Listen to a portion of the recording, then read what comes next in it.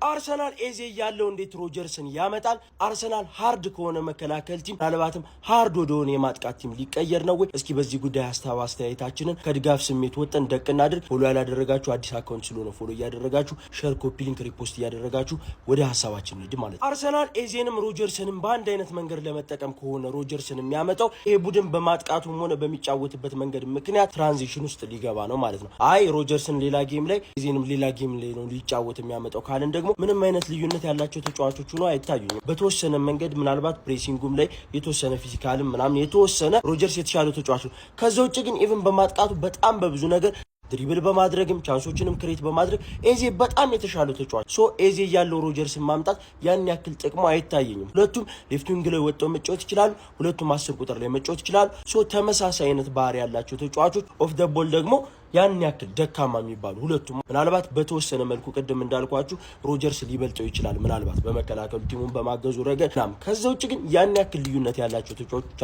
አይደሉም።